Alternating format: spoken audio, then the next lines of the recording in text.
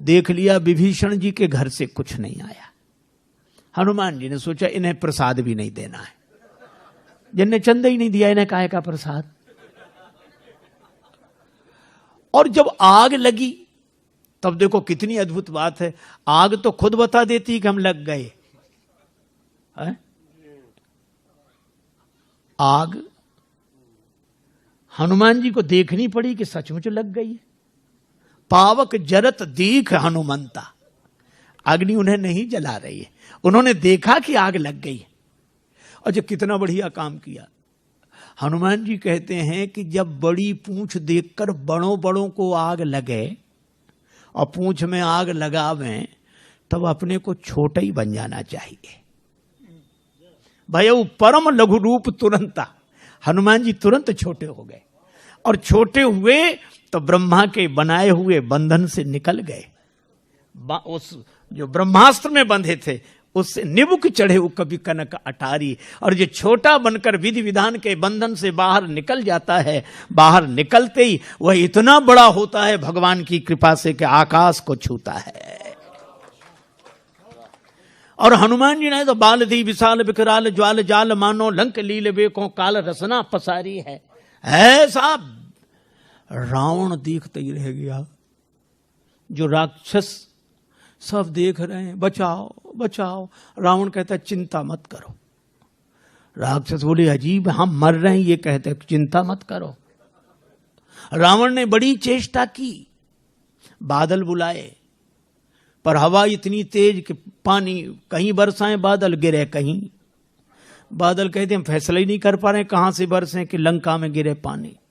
रावण बोला एक तरफ हटो। प्रलय के बादल बुलाए, प्रलय पयोधि बोले, पर वो पानी बरसे तो आग और बढ़े। बड़ी समस्या, अंत में जल गई लंका की नहीं। और हनुमान जी की पूंछ का कुछ नहीं बिगड़ा। मैं भी कहता हूं कितनी भी आग लगी दिखाई दे, विरोध की आग वो विरोध की आग नहीं है। आपने देखा होगा हाथी जब चलता है झूमते हुए चलता है, भगवान हाथी की तरह। लेकिन एक हाथी किसी गांव में आ जाए तो गांव भर के वयोवृद्ध श्रद्धालु हाथ जोड़कर खड़े हो जाते हैं। अब क्या कहते हैं छोटे बच्चों, हाथ जोड़ो, गणेश जी हैं। गणेश जी के हाथ जोड़े जाते हैं, गणेश जी के भाव से हाथी के हाथ जोड़े जाते हैं। शायद कोई पशु ऐसा हो जिसके इतने हाथ जोड़े जाते हो जितने हाथी के। लेकिन दूसरी विडंबना भी है। ये तो सही है कि सबसे ज्यादा हाथ हाथी के जोड़े जाते हैं, पर विडंबना यह है कि जितने भौंकने वाले इसके पीछे पड़ते हैं शायद किसी के पीछे पड़ते हो।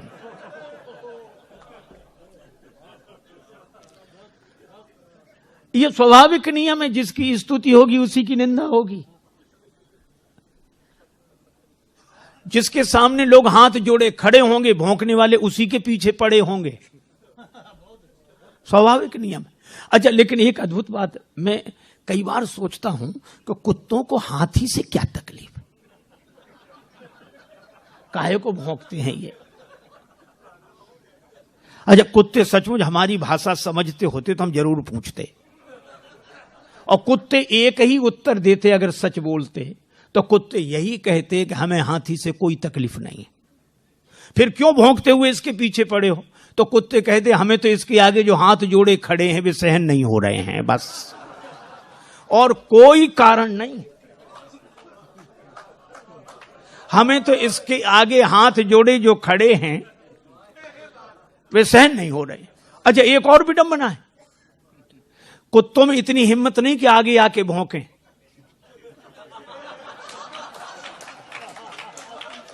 कुत्ते कभी आगे आके भौंकते नहीं है और पीछे भौंकना बंद करते नहीं है। लेकिन इसके बाद भी हाथी की चाल में मस्ती रहती है कि झूमते हुए हाथी की तरह सहज ही चले सकल जग स्वामी, मनहु मंजुवर कुंजर गामी। है हाथी की तरह। क्यों?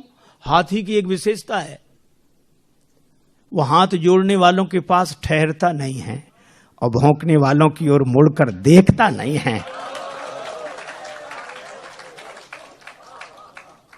और मुझे तो हर युग से यही दृश्य दिखाई पड़ता रहा लोगों को।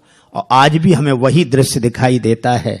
हाथ जोड़े लोग खड़े हैं, भौंकने वाले पीछे पड़े हैं, पर भगवान का भक्त मस्त हाथ गजराज की तरह झूमता हुआ भगवान के भरोसे चल रहा है।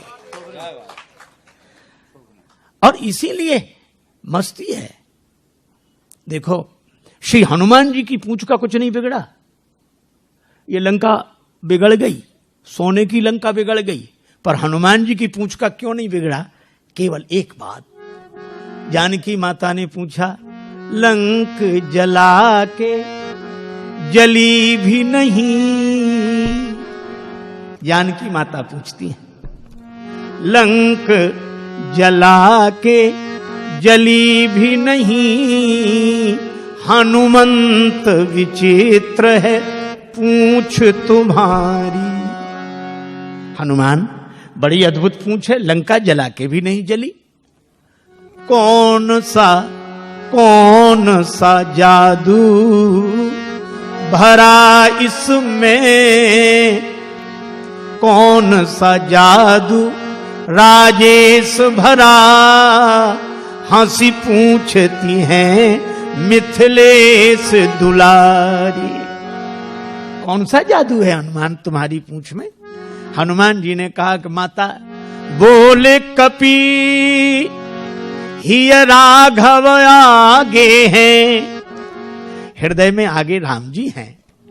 बोले कपी ही राघव आगे हैं, और पीछे है पूंछ रहस्य है भारी। हृदय में आगे राम जी हैं और पीछे मेरी पूंछ है, तो अर्थ इतना ही सा है कि वानर को भला पूछता कौन, श्री राम के पीछे है पूंछ हमारी। इस वानर को कौन पूछता? राम जी आगे हैं और राम जी के कारण ही मेरी पूंछ है। और जिस पूंछ के आगे भगवान हृदय में विराजमान हो, उसे पूंछ के पीछे नहीं पड़ना पड़ता, पूंछ उसके पीछे पड़ जाती है। और इसीलिए हनुमान जी की यह पूंछ की महिमा है, जिसका रावण कभी कुछ नहीं बिगाड़ सका।